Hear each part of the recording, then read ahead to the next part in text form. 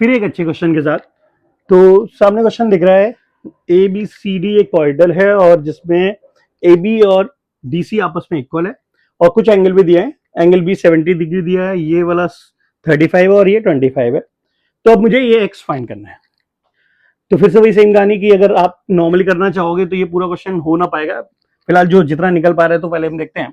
ये 70 है, 35 है, एंगल सम प्रॉपर्टी लगाया जाए अगर ए बी सी में, तो हमें ये डायरेक्टली मिल जाएगा 75। क्लियर होगी बात? एंगल सम प्रॉपर्टी लगा के देखो ये 75 आ जाएगा। अब ये 75 आ गया, अब यहाँ पे रुक जा रही है बात, तो हमें क्या करना पड़ेगा, कंस्ट्रक्शन करना होगा। और किस तरीके से कि जिससे ये वाली साइड आपस में इक्वल है, तो कुछ ऐसा करें जिससे ये यूज हो जाए। तो हमने क्या किया, ए बी के बराबर ही लाइन एक ड्रॉ कर लिया इसे। ये एक पॉइंट ले लेते हैं पी, और ये एपी ऐसी लाइन है जो ए बी के बराबर ये आपने कंस्ट्रक्ट किया, यानी कि ये आपस में इक्वल है। उससे फायदा क्या हुआ कि अगर ये 70 है तो ये भी 70 हो जाएगा। इक्वल साइड है तो अपोजिट एंगल इक्वल होता है। और उस तरीके से ये एंगल अगर एंगल ऑफ प्रॉपर्टीज देखेंगे तो ये 140 हो गया, 180 से माइनस करोगे तो ये 40 आ जाएगा। और अगर ये 40 आ गया, ये पूरा 70 था, तो ये कितना हो जाएगा, 35 हो जाएगा। तो मैंने कहा क्वेश्चन में कुछ ना कुछ ऐसी इन्फॉर्मेशन होती है जिससे हमारा आंसर आ ही जाता है।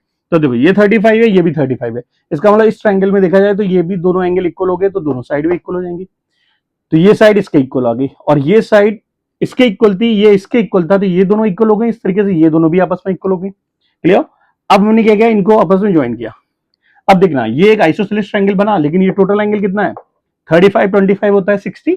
और ये आइसोसेलेस ट्रायंगल है और किसी भी आइसोसेलेस का वर्टेक्स एंगल 60 है, तो वो इक्विलेटरल ट्रायंगल हो जाएगा।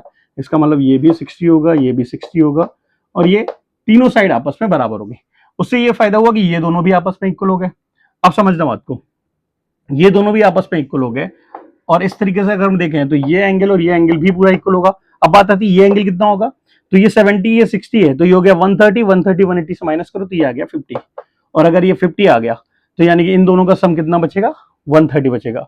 इसका मतलब ये चीज 130 की आधी है। तो फाइनल आंसर हो जाएगा x प्लस 35 इक्वल टू 130 का हाफ, यानी कि 65। तो x इक्वल टू आ जाएगा 30। और इस तरीके से आपका ये क्वेश्चन कंप्लीट हो जाता है। ओके।